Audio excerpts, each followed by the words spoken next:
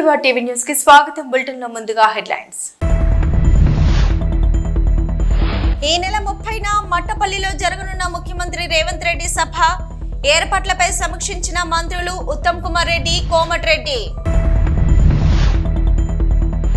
శ్రీ కోదండ రామస్వామి దేవస్థానంలో 3వ వార్షికోత్సవ బ్రహ్మోత్సవాలు ముఖ్య అతిథిగా పాల్గొని స్వామివారికి ప్రత్యేక పూజలు నిర్వహించిన ఎమ్మెల్యే మాధవరం కృష్ణారావు. ఛత్తీస్గఢ్ సుక్మా జిల్లాలో మావోయిస్టుల భారీ డంపు స్వాధీనం.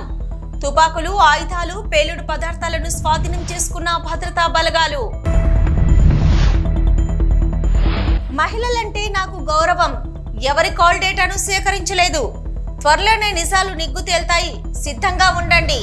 ఎంపీ లావు శ్రీకృష్ణ దేవరాయలు. సూర్యాపేట జిల్లాలో మంత్రులు ఉత్తమ్ కుమార్ రెడ్డి, కోమటిరెడ్డి వెంకటరెడ్డి పర్యటించారు. పాలకేడు మండలం జాన్పహార్ దర్గాను సందర్శించారు. ఈ నెల 30న మట్టపల్లిలో జరగనున్న ముఖ్యమంత్రి రేవంత్ రెడ్డి సభ ఏర్పాట్లపై సమీక్ష జరిపారు. మంత్రి ఉత్తమ్ కుమార్ రెడ్డి మాట్లాడుతూ ఈ నెల 30న హుజూర్ నగర్ పట్టణంలో సీఎం రేవంత్ రెడ్డి సన్నబియ్యం పంపిణీని ప్రారంభిస్తారు. ఈ నెల 30వ తేదీన హుజూర్ నగర్ పట్టణంలో సీఎం రేవంత్ రెడ్డి సన్నబియ్యం పంపిణీ ప్రారంభిస్తారు. ఏప్రిల్ నెల నుండి రేషన్ కార్డు ఉన్న లబ్ధిదారులకు 6 కిలోల సన్నబియ్యం పంపిణీ చేస్తాం. రాష్ట్రంలో 84% మందికి సన్నబియ్యం అందుతాయి. దొడ్డు బియ్యం ఇవ్వడం వల్ల పేదలు తినకుండా అమ్ముకున్నారు. కృష్ణా జిల్లాలో నీటి కొరత ఉండడం వాస్తవమే. శ్రీశైలం నుండి కరెంటు తయారీకి విడుదల చేసిన నీటిని సాగర్ ప్రాజెక్టులోకి విడుదల చేస్తాం. ఉమ్మడి నల్గొండ జిల్లాలో పెండింగ్ లో ఉన్న ప్రాజెక్టులు అన్ని పూర్తి చేస్తాం. సాగర్ విషయంలో బీఆర్ఎస్ ప్రభుత్వ నిర్లక్ష్యంతోనే ఈ పరిస్థితి వచ్చిందని ఆరోపించారు. నల్గొండ జిల్లాలో అనేక వివిధ అభివృద్ధి కార్యక్రమాల విషయంలో కూడా మేము చర్చ చేసి ముందుకు పోవాలని చెప్పి అనుకున్నాం. అదేవిధంగా కృష్ణా నదీ జలాల్లో ఈసారి కొంత నీటి కొరత ఉన్న మాట వాస్తవము. ఈ నీటి కొరత గత బీఆర్ఎస్ ప్రభుత్వం 10 ఏళ్ల వైఫల్యం తప్పితే ఇప్పుడు మేము చేసిన పొరపాట్లు ఏమీ లేవనే విషయం కూడా వివరంగా చర్చించుకున్నాం. ఎందుకంటే 10 ఏళ్ల టీఆర్ఎస్ పరిపాలనలో 811 టీఎంసీల్లో 512 వాళ్ళకి రాసి ఇవ్వడం, పోతిరెడ్డిపాడు కెపాసిటీ ఎక్స్పాండ్ చేస్తే సైలెంట్గా ఉండడం, మల్యాల ముచ్చుమరి దగ్గర పోవడం, టెంపరీగా నాగర్ సార్ బ్యాక్ వాటర్ నుంచి ఏఎంఆర్పి పూర్తి చేసి రాజశేఖర రెడ్డి గారు ఉన్నప్పుడు ఒత్తిడి తీసుకొచ్చి సొరంగా స్టార్ట్ చేసిన 30 కిలోమీటర్ల పైన పూర్తి చేస్తే ఆ కాలంలో 1,70,000 కోట్లు కాళేశ్వరం ఇలాంటి ప్రాజెక్టు పెట్టుకుని తప్ప ఎన్నిసార్లు అసెంబ్లీలో నేను ఒకటను, రాజగోపాల్ రెడ్డి గారు ఒకటను, ప్రతి సందర్భంలో ప్రతి సెషన్లో గొంతు చిచ్చుకొని మాట్లాడినాం, బతులాడినాం, కొట్లాడినాం. అయినా కానీ మనసు కరగలే, మానవత్వం లేని మనిషిలో శుభవాండి ఉత్తమ్ కుమార్ రెడ్డి గారి నాయకత్వంలో గౌరవ ముఖ్యమంత్రి గారు కూడా ఒప్పుకొని మీరు ఎప్పుడు కొట్లాడతారు కదా సొరంగా గురించి ఎమ్మడే చేసుకోండి అని చెప్పి నన్ను వీరు లేఖ రాసి అమెరికా పంపించి రాబిన్స్ కంపెనీతో మాట్లాడి ఆ పార్టీ తెప్పిస్తే ఇప్పుడు మద్రాసు చేరుకొని అక్కడికి బయలుదేరింది. ఒక బడ్జెట్కి స్టార్ట్ చేసి 17 మీటర్లు అయిన తర్వాత కూలిపోవడం నిజంగా మాకు చాలా బాధ అనిపించింది. అయినా సరే దాన్ని ఏదో విధంగా చేయాలని రేపు గౌరవ ముఖ్యమంత్రి గారు ఎస్ఎల్బిసి టనల్ మీద ప్రత్యేక సమావేశం, ఆ ప్రాజెక్టుకి సంబంధించిన ఎమ్మెల్యేలు ఉత్తమ్ కుమార్ రెడ్డి గారు అలాగే గౌరవ ముఖ్యమంత్రి గారితో పాటు నేను, అలాగే రాజగోపాల్ రెడ్డి గారు, దేవరకొండ ఎమ్మెల్యే గారు, అక్కడికల్ ఎమ్మెల్యే గారు, ఆయకట్ట ఎమ్మెల్యేతో పాటు దాని మీద ఏ విధంగా ముందుకు పోదామని రేపు ఒక మీటింగ్ ఏర్పాటు చేసిండు. రేపు మధ్యాహ్నం ఎప్పుడో మీటింగ్ ఉంటుంది. దాంతోపాటు ఢిల్లీని బ్రాహ్మణవేలను చూసి ముఖ్యమంత్రి స్వయంగా వచ్చి నీళ్ళు వదిలిపెట్టిండ్రు. 20-30,000 ఎకరాల కనీసం గ్రౌండ్ వాటర్ పెరిగింది. ఆ దరిద్ర ముఖ్యమంత్రి ఎన్నిసార్లు కొట్లాడినామంటే చిన్న ప్రాజెక్టు 80% అయింది, 300-200 కోట్లు ఇవ్వండి ఇవ్వలే. ఇలా ల్యాండ్ ఎక్విజిషన్ డబ్బులు ఇప్పించిండ్రు. అది ఇండైరెక్ట్గా చెరువులు నింపేసరికి గ్రౌండ్ వాటర్ పెరిగింది. కన్నమల్ల అది మనం క్యాబినెట్లో క్లియర్ చేసినాం. బస్వాపూర్ కూడా క్లియర్ అయిపోయి దాన్ని కూడా మొత్తం చిట్యాల వరకు పూర్తి చేసడానికి భువనగిరి కాన్ఫరెన్స్ మొత్తం అవుతుంది. ఇవన్నీ ఒక ఎత్తు. తుంగతుర్తి సూర్యాపేట కూడా దేవాలయం నిన్ననే మననే పోయించిన మంత్రి గారు. దాంతోపాటు మన కేటీఆర్ సూర్యాపేటకు వచ్చినప్పుడు ఇష్టం మనం మాట్లాడాడు. నిజంగా కేటీఆర్ గారు జిల్లాలో నువ్వు 10 ఏళ్ళు మంత్రిగా ఉన్న జగదీష్ రెడ్డి గారికి టనలు స్టార్టింగ్ పాయింట్ ఎండింగ్ పాయింట్ ఎక్కడుందో తెలుసా? తెలియదు. ఎప్పుడైనా పోతే తెలుస్తుంది. మహాత్మా గాంధీ యూనివర్సిటీ ఎక్కడ లోపలికి పోయినావా? పోలే. కట్టించింది నేను. డిండి ప్రాజెక్ట్ ఎప్పుడు పోలే, ఏది రివ్యూ చేయలే, ఎక్కడ భూములు కొనబడితే అక్కడ తీసుకొని దోసుకోవడం, ఇసుక దందా చేసుకోవడం. అందుకని ఒక్కొక్క ఎమ్మెల్యే 60,000 70,000తో గెలిస్తే ఈ పిల్లగాడు వచ్చి కేటీఆర్ ఇష్టం ఉన్నట్టు మాట్లాడుతుంది సూర్యాపేటలో. రిజల్ట్ చూసుకుని మాట్లాడాలి కదా. నేను ఆ పరిస్థితులు ఉంటే జిల్లాకే రాకపోతుంటుంది. 6 లక్షల మెజార్టీతో ఎంపీ గెలిచి మా శాంగులు రేపనంగా పార్టీలో జాయిన్ అయితే 60,000 మెజార్టీతో ఎమ్మెల్యే గెలిచారు. కేటీఆర్కి గిరీశవాడు అంతమంది ఎక్స్ఎమ్మెల్యే ప్రజలలో ప్రజా నాయకుడు ఉన్నాడు, ఉద్యోగాలు చేసిన పార్టీకి గుర్తు చెప్పినాం కదా. అదే ఇంత మంది ప్రజలు 10 ఏళ్ళు నట్టేట ముంచిందండి. మహబూబ్నగర్, నల్గొండ, ఖమ్మం, దక్షిణ తెలంగాణ 36, 33 గెలిచినాం. ఏ ముఖం పెట్టుకొని కేటీఆర్ నల్గొండ జిల్లాకు వచ్చే హక్కే లేదు వాళ్ళకు. అల్విన్ కాలనీ డివిజన్ లోని శంషీగూడ శిల్ప బృందావనంలో ఉన్నటువంటి శ్రీ కోదండ రామస్వామి దేవస్థానంలో 3వ వార్షికోత్సవ బ్రహ్మోత్సవాలు ఘనంగా జరుగుతున్నాయి. దీనిలో భాగంగా ఆలయ కమిటీ ఆధ్వర్యంలో నేడు నిర్వహిస్తున్న వేడుకల్లో ఎమ్మెల్యే మాధవరం కృష్ణారావు ముఖ్య అతిథిగా పాల్గొని స్వామివారికి ప్రత్యేక పూజలు నిర్వహించారు. వార్షికోత్సవాన్ని పురస్కరించుకుని ప్రత్యేక యాగాలు, యజ్ఞాలు నిర్వహించారు. ఈ గుడిలో జరిగే పూజలు భద్రాచలంలోని రాములవారి ఆలయంలో ఏ విధంగా అయితే జరుగుతాయో ఇక్కడ కూడా అలాగే పాటిస్తూ పూజలు నిర్వహిస్తామని ఎర్రబెల్లి సతీష్రావు వెల్లడించారు. ప్రతి నెల స్వామివారి కళ్యాణం సైతం నిర్వహిస్తామని అన్నారు. భక్తులందరూ పెద్ద ఎత్తున ఈ వేడుకల్లో పాల్గొని స్వామివారి కృపకు పాత్రలు కావాలని వారు కోరారు. రామాయ రామభద్రాయ రామచంద్రాయ వేదసే రఘునాథాయ నాథాయ సీతాయా పతయే నమః. మానవజాతికి ధర్మాన్ని అనుగ్రహం చేసినటువంటి రామచంద్రమూర్తి ఈ గ్రామ ప్రాంగణంలో భక్తుల్ని కటాక్షించడం కోసంగానే ఈ భాగ్యనగర 2 నగరాలలో కూడా ఇంత విశిష్టమైనటువంటి రామాలయ నిర్మాణం పూర్వం జరిగి ఉండలేదు. రాముడి అనుగ్రహం చేత ఈ ఆలయ నిర్వాహకులు, ఇక్కడ నివాసం ఉండేటువంటి వారందరూ కూడా వారి యొక్కటువంటి సహాయ సహకారములతోటి విశేషమైనటువంటి ఆగమశాస్త్రంలో చెప్పినటువంటి ఉన్నతమైనటువంటి రాముల వారి యొక్కటువంటి మూర్తి, రాముడికి ఆజానుబాహుడు అని పేరు. అటువంటి ఆజానుబాహుడిని సుందరమైనటువంటి ఉన్నతోన్నతమైనటువంటి అత్యంత పెద్దవైనటువంటి విగ్రహములతోటి ఈ ఆలయాన్ని నిర్మాణం చేసి తిరుపతి దేవస్థానంలో జరిగేటువంటి వైఖానస భగవత్ శాస్త్రాన్ని అనుసరించి ఈ ఆలయ స్థల పరీక్ష, ఆలయ నిర్మాణం, అదేవిధంగా స్వామివారి యొక్కటువంటి విగ్రహ ప్రతిష్ట, స్వామివారికి నిత్యము జరిగేటువంటి కైంకర్యములన్నీ కూడా ఈ వైఖానస భగవత్ శాస్త్రాన్ని అనుసరించి ఈ దేవాలయంలో అత్యంత విశిష్టంగా ఈ ఆలయ నిర్వాహకులు మరియు ఇక్కడ నివాసం ఉండేటువంటి భక్తులందరూ యొక్కటువంటి సహకారంతో స్వామివారికి నిత్య కైంకర్యాలని కూడా ఏర్పాటు చేసి అత్యంత శాస్త్రోక్తంగా ఈ కార్యక్రమాలని కూడా స్వామికి జరిగేట్టుగా వీరందరూ కూడా పర్యవేక్షణ చేస్తూ ఆ కార్యక్రమాలని కూడా నిత్యం జరుపుతూ ఉన్నారు. ఈ విధంగా ఉన్నటువంటి రాముల వారిని చాలా అరుదుగా మనం చూడగలం. అటువంటి రాముల వారిని ఇక్కడ ప్రతిష్ఠించి లోకమంతా కూడా క్షేమంగా ఉండాలి, ఈ భాగ్యనగరం అంతా కూడా ఎప్పుడూ ధర్మంతో విరాజిల్లాలనేటువంటి ఉద్దేశంతో ఈ స్వామివారికి ఇక్కడ ప్రతిష్ఠ చేసి కైంకర్యాలని కూడా చేస్తూ ఉన్నారు. స్వామివారి యొక్కటువంటి ఆలయ ప్రతిష్టను సుమారుగా 4 సంవత్సరాల ముందు జరిపి అక్కడి నుంచి కూడా ప్రతి సంవత్సరం కూడా స్వామివారికి విశిష్టమైనటువంటి పాల్గొన మాసంలో స్వామివారికి దివ్యమైనటువంటి పంచానిక ప్రయుక్తంగా బ్రహ్మోత్సవాన్ని జరుపుతూ ఉన్నారు. ఈ సంవత్సరం ఈ బ్రహ్మోత్సవం ఈ రోజుగా 4వ రోజుగా ఈ కార్యక్రమం జరుగుతోంది. ఈ స్వామివారికి ఉదయం స్వామివారి చక్కగా రథోత్సవం పూర్తి జరిగి తర్వాత ఇప్పుడు స్వామివారికి విశేషమైనటువంటి అభిషేక కైంకర్యం, సాయంకాలం స్వామివారికి లోక కళ్యాణం కోసంగా సీతా కళ్యాణ మహోత్సవం జరుగుతుంది. కావున భక్తులందరూ కూడా ఇక్కడ ఉన్నటువంటి రామచంద్రమూర్తిని దర్శించుకొని లోకం కూడా క్షేమంగా ఉండేట్టుగా రాముడు అనుగ్రహం చేయాలని అందరికీ మనవి చేస్తూ ఉన్నాం. జై శ్రీరామ్. జై శ్రీరామ్. నేనేదో కాల్ లెటర్ తీసుకున్నానని విడుదల రజని ఆరోపించారు. నాకు అవసరం లేదు, మహిళలంటే నాకు గౌరవం. 45 ఏళ్లుగా విజ్ఞాన విద్యా సంస్థలు నడిపిస్తున్నాను. ఆంధ్రప్రదేశ్ రాష్ట్రంలో ఏ ఒక్క ప్రాంతంలో మాకు భూమి కావాలని ప్రభుత్వాన్ని అడగలేదు. స్టోన్ క్రషర్ వారిపై కేసు పెట్టించింది, లంచాలు డిమాండ్ చేసింది మీరేనని ఐపీఎస్ ఆఫీసర్ జాషువా గారు స్టేట్మెంట్ ఇచ్చారు. అనవసరంగా నాపై తప్పుడు ఆరోపణలు చేశారు. ఇప్పుడు వాస్తవాలు నిజాలు బయట పెడతాను. మీతో మాట్లాడించిన వారు మీరు సిద్ధంగా ఉండండి అన్నారు ఎంపీ లావు శ్రీకృష్ణదేవరాయలు. మా ఇంట్లో కూడా నాతో పాటు తోడబుట్టిన వాళ్ళు ఉన్నారు, మహిళలు ఉన్నారు. మా ఇంట్లో మహిళలకి ఒక న్యాయం, బయట మహిళలకు ఒక న్యాయం అని భావించే వ్యక్తిని నేనైతే కాదు. అది తమరు గుర్తు పెట్టుకోవాలని చెప్పి తెలియజేస్తూ ఉన్నాను. రెండో విషయం, ఏదో ల్యాండ్ విషయం అని చెప్పి మాట్లాడారు. ఏదో విశాఖపట్నంలో ఏదో ల్యాండ్ ఉంది, అది ఇది అని మాట్లాడటం జరిగింది. అమ్మ, మేము 45 సంవత్సరాలుగా 1977 నుంచి విజ్ఞాన విద్యా సంస్థ నడుపుతా ఉన్నాం. ఈ 45 సంవత్సరాలు పైగా ఉన్న ప్రయాణంలో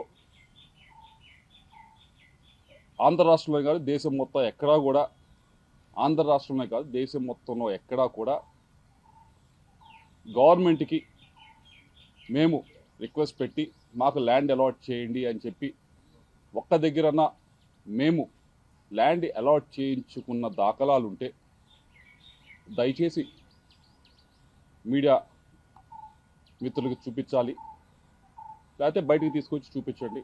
తప్పకుండా 45 సంవత్సరాలు ఎప్పుడూ కూడా మేము ఎక్కడ ఏ గవర్నమెంట్ దగ్గర నుంచి కూడా ల్యాండ్ మేము విద్యా సంస్థలు పెడతాము, మాకు ల్యాండ్ ఇవ్వండి అని చెప్పి మేము ఎప్పుడూ కూడా అడిగింది లేదు, తీసుకుంది లేదు.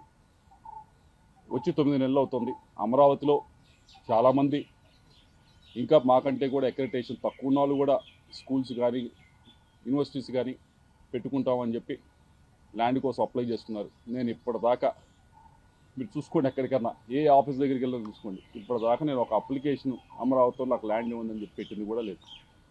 విశాఖపట్నం ల్యాండ్కి సంబంధించి అది 2009లో మేము అప్పుడు కాంగ్రెస్ గవర్నమెంట్ ఉన్నప్పుడు, మీకు ఎవరో తప్పు ఇన్ఫర్మేషన్ ఇస్తున్నారు, 2019 అని కాదు, 2009లో కాంగ్రెస్ గవర్నమెంట్ ఉన్నప్పుడు ఆక్షన్ వేస్తే అలాట్మెంట్ కాదు, అలాట్మెంట్కి ఆక్షన్కి కొద్ది తేడా తెలుసుకోండి.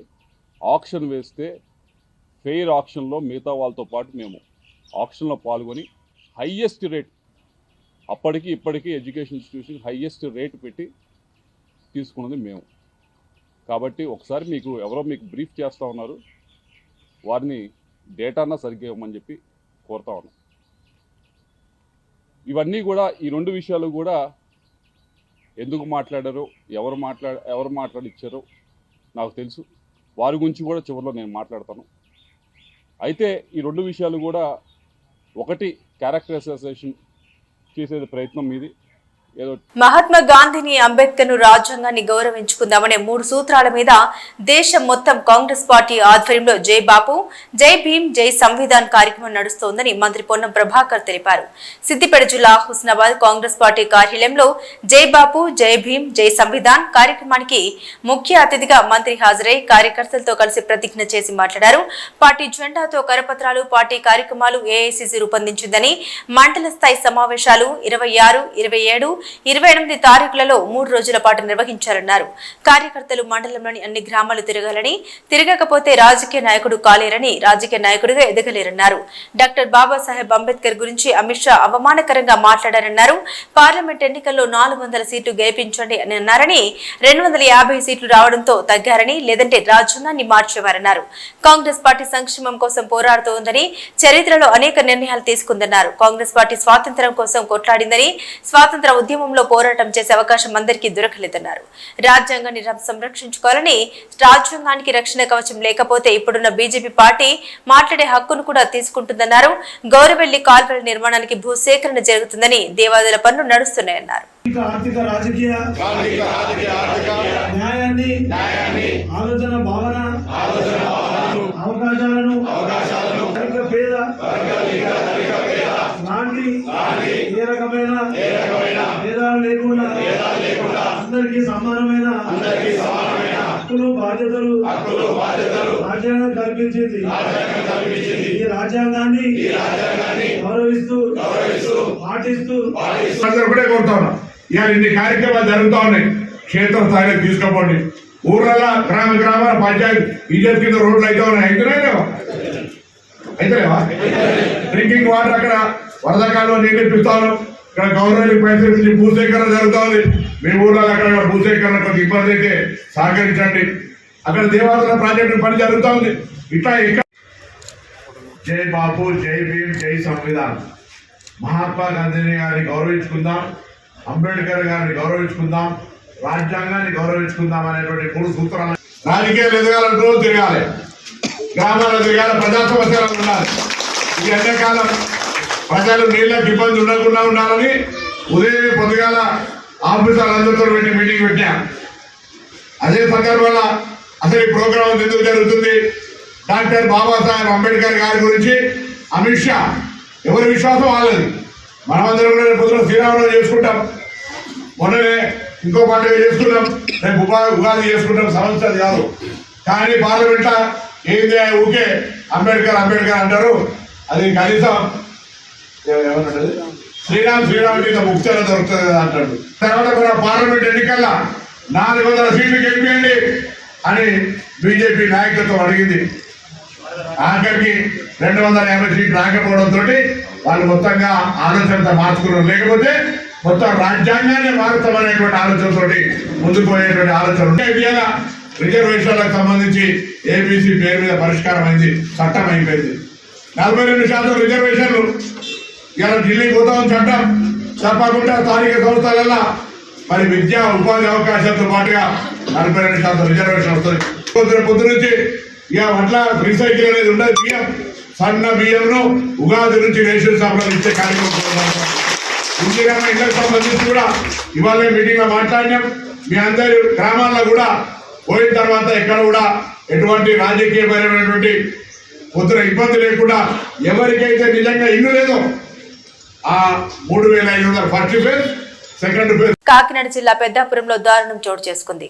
7వ తరగతి చదువుతున్న 2 బాలికలపై బంగారు ఆభరణాల తయారీ షాపు నిర్వహిస్తున్న యజమాని కామేశ్వరరావు లైంగిక దాడికి పాల్పడ్డాడు.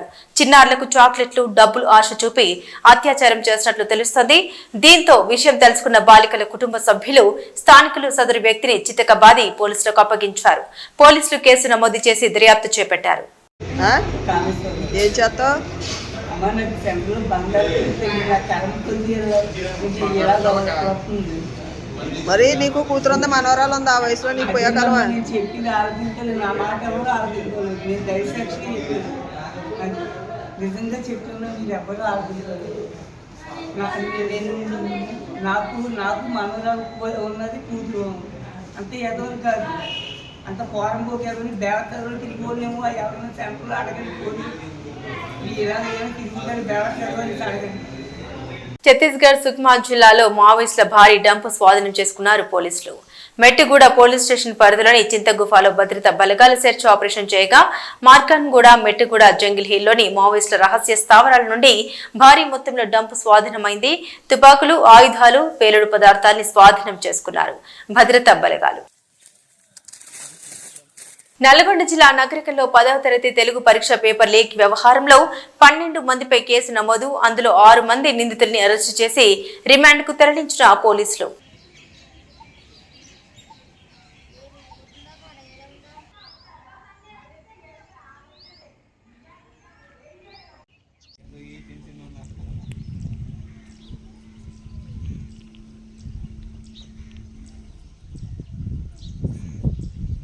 ఓయూ లేడీస్ హాస్టల్లో 2 రోజులు నీటి సరఫరా బంద్ కావడంతో కనీస అవసరాలకు కూడా నీళ్లు లేకపోవడంతో తీవ్ర ఇబ్బందులకు గురవుతున్నామని రోడ్డుపై బైఠాయించిన విద్యార్థులకు మద్దతుగా ధర్నాకు దిగి వెంటనే నీటి సరఫరాను బాగు చేయాలని, అధికారులపై చర్యలు తీసుకోవాలని డిమాండ్ చేశారు పలు విద్యార్థి సంఘాలు.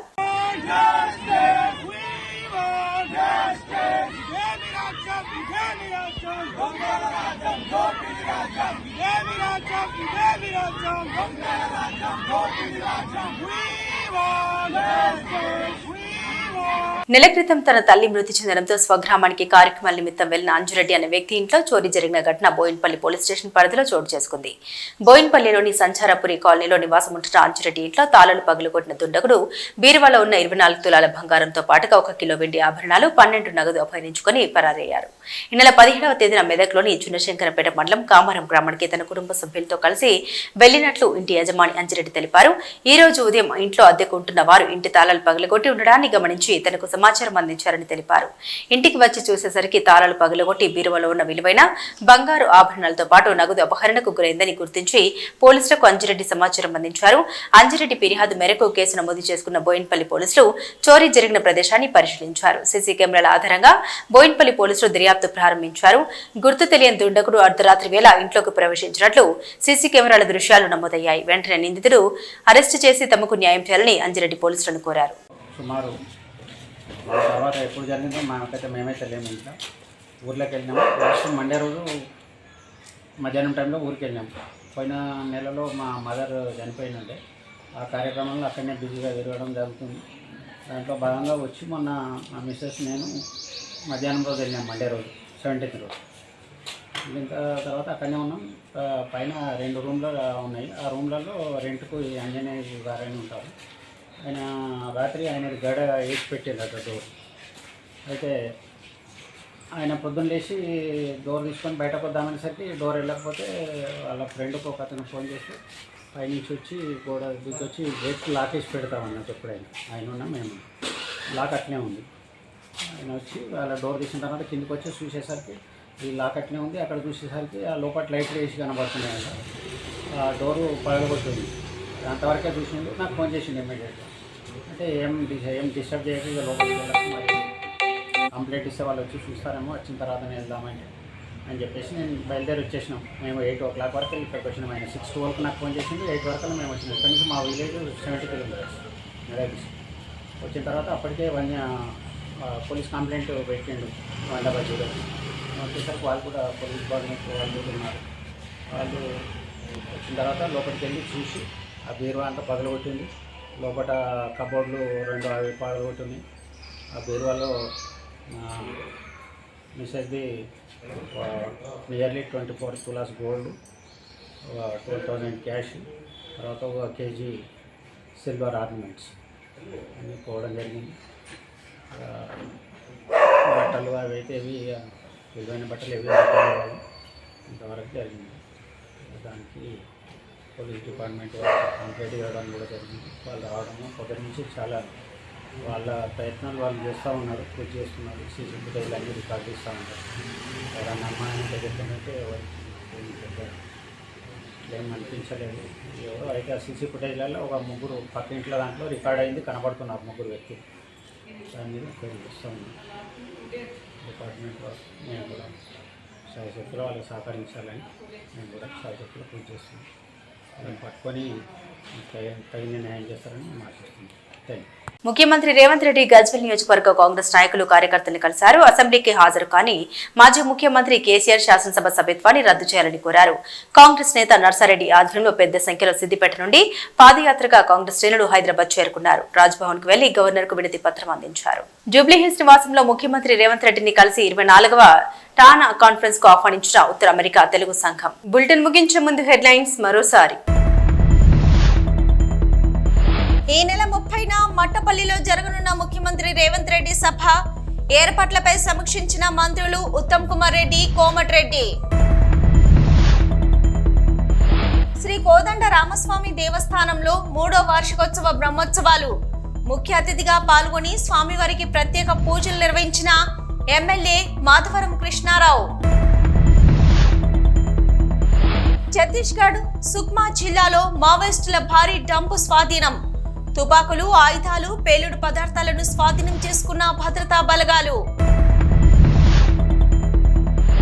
మహిళలంటే నాకు గౌరవం, ఎవరి కాల్ డేటాను సేకరించలేదు, త్వరలోనే నిజాలు నిగ్గు తేల్తాయి, సిద్ధంగా ఉండండి.